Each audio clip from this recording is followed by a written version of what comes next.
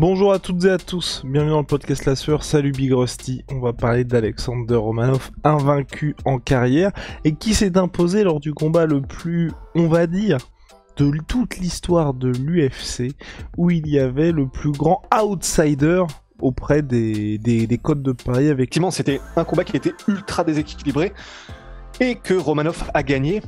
Mais comme on va le voir, en fait, c'est parce que c'est peut-être, on va voir, hein, ça, si ça se trouve, le futur monstre, le futur cauchemar de la catégorie, le nouveau poids lourd cauchemar. On va voir. Générique. Soit.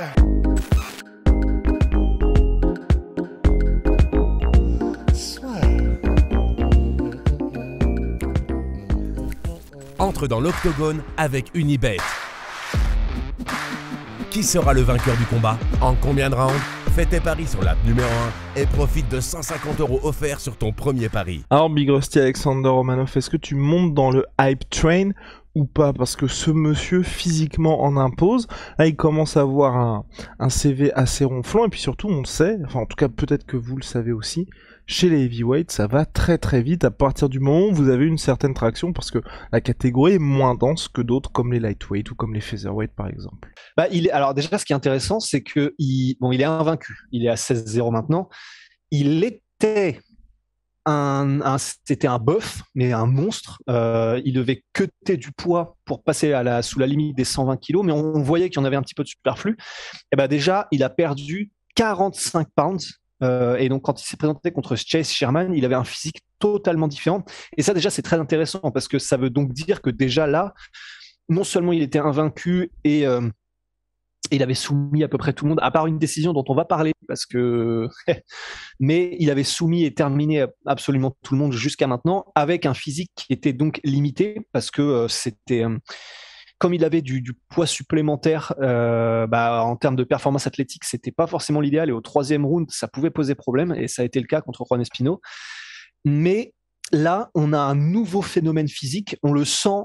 Déjà, il a toujours eu des bras dessinés, même quand il était un peu plus fat. Mais là, vraiment, du coup, il a un corps qui commence à être vraiment, vraiment. Enfin, tu sens que ça commence à être optimal physiquement. Et c'est très intéressant quand tu vois ce qu'il est capable de faire au niveau de sa lutte, au niveau de ses performances, au niveau de son efficacité en grappling et en soumission. Et donc, en fait, voilà. Alexander Romanov, poids lourd moldave, il a fait de la lutte à un niveau universitaire. Il a été médaillé de bronze au championnat du monde universitaire. Mais c'était un gars. Son game plan, c'était il arrive, il plonge dans tes jambes, il te fait des suplexes. Par contre, il fait des trucs, il fait des dingueries hein. En termes de mise au sol.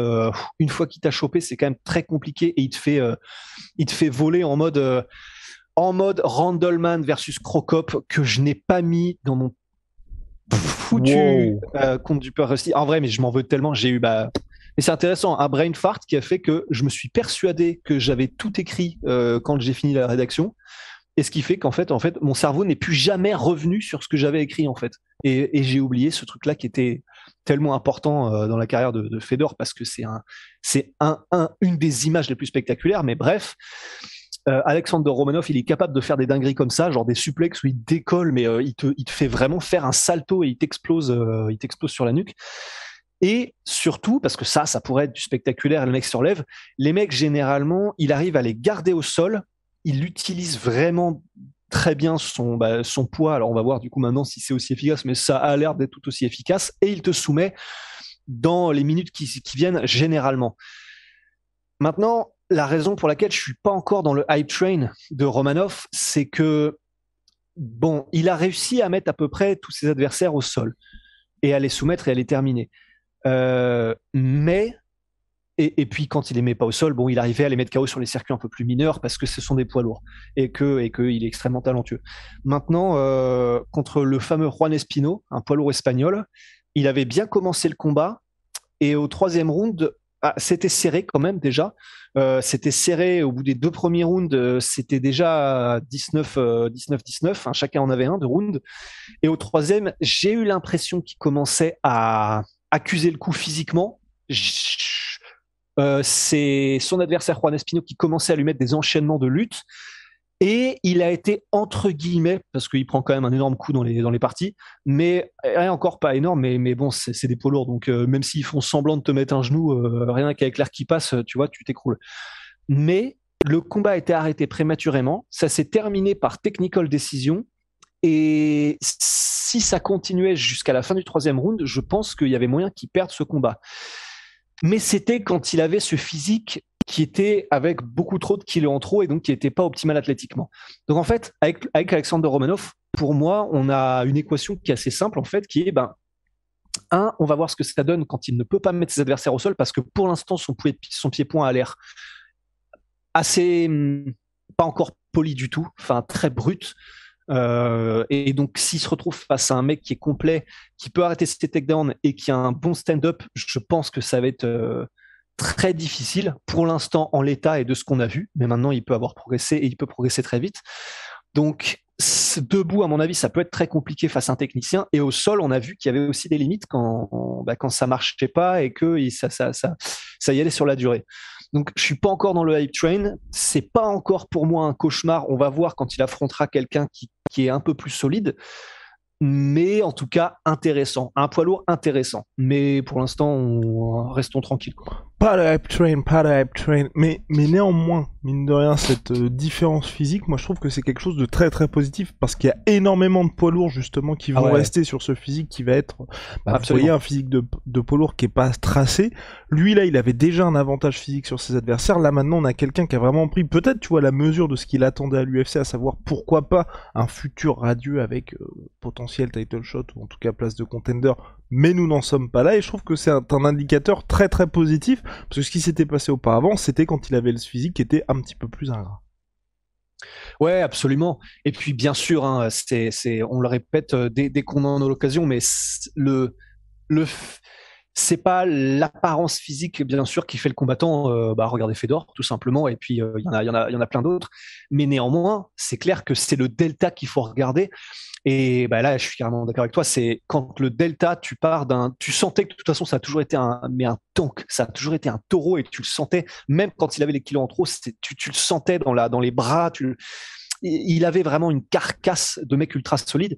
Mais néanmoins, le delta faisant que là, il a perdu énormément de masse superflue et de gras superflu, il se rapproche et il l'a dit dans les interviews que c'était que le début et donc il y a vraiment moyen que ce soit le début d'une transformation physique sur le long terme et donc franchement, je suis très curieux de voir dans un an et demi à quoi il ressemblera et quelles seront ses performances.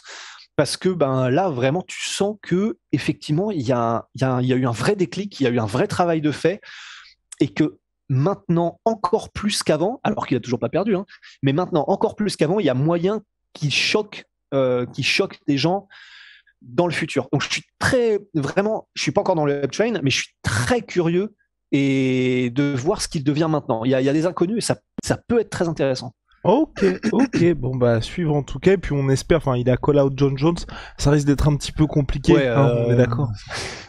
C'est ça, le combat que tout le monde veut voir. Bon, il l'a pas dit, mais c'est un peu l'impression que ça donne. C'est qui déjà avait dit ça hier, Latifi, je crois. À propos de Daniel Cormier, quand Daniel Cormier était champion. Ouais. Le combat que tout le monde veut voir. Donnons aux gens tout ce qu'ils veulent voir. Donc voilà, on n'est pas encore là, mais ça a fait la une de MMA Fighting, donc grand bien lui fasse, tant mieux. Et il se met dans les unes et médiatiquement il se donne de l'importance, donc GG à lui. Est-ce qu'on ne mettrait pas contre Andrei Arlovski, Big Rusty? Oui, j'ai un peu galéré, Mais donc Andrei Arlovski qui s'est imposé le week-end dernier, moi je pense que c'est pas mal parce que Arlovski c'est une belle rampe de lancement aujourd'hui pour les prospects. Ah ça allait depuis quelques années, mais du coup t'as raison, c'est parfait. C'est Arlovski, lui il est toujours dans Binks, il vient d'encocher une nouvelle victoire. En plus il est refait parce qu'il est très bien payé à chaque nouvelle victoire, donc tant qu'il prend pas de dommages supplémentaires, Arlovski, ça fait du bien de le voir dans la cage parce qu'il met à chaque fois, il se met à l'abri et sa famille aussi. Donc et surtout c'est un très bon test parce que tu peux difficilement faire plus vétéran à l'UFC qu'Andrei Arlovski. T'as lui et Jim Miller, je crois, qui sont un peu au coude à coude en termes de nombre de victoires et de combats, il me semble. Mais et puis ça reste un vrai test, parce que Tanner Bowser n'a pas passé Andrei Arlovski, par exemple. Exactement, et c'est un très bon test technique. Il est très bon debout, il est bon partout de toute façon, Andrei Arlovski. Et effectivement, la stratégie que Alexander Romanov essaye de faire à tout le monde depuis qu'il est à l'UFC et depuis qu'il est en MMA, c'est-à-dire d'utiliser sa lutte de smasher et d'arriver et de soumettre et en gros de t'oppresser, de t'étouffer jusqu'à ce que tu abandonnes ou qu'il te fasse abandonner ou voilà. Ben, contre Arlovski, ça peut être plus difficile. Il a des bons déplacements. Même au sol, tu ne fais pas de lui ta marionnette comme tu veux. Donc, et debout, bah, là, ce serait il y aurait des vraies questions auxquelles il y aurait des réponses, quoi. Et ben voilà, affaire à suivre, Big Rusty. Wow, Big Sad ma suite P. Ma suite Protein, moins 38% sur tous mes protéines avec le code la sueur. Venom, sponsor de l'UFC. Sponsor de la sueur, c'est